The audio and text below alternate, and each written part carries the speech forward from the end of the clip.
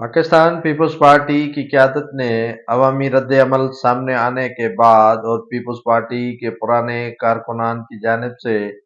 शदीद तहफ़्फ़ुज़ात का इज़हार करने के बाद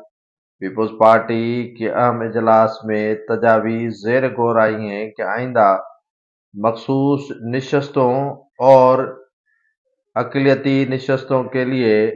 2 मरतबा जो मुंतखब एमपीए हो चुके हैं उनको टिकट दोबारा न देने का फ़ैसला कर लिया गया है। जिनको टिकटें दी गई हैं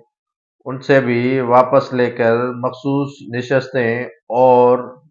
अक़लियती नशस्तों के लिए नए चेहरे मैदान में उतारने का फ़ैसला कर लिया गया है।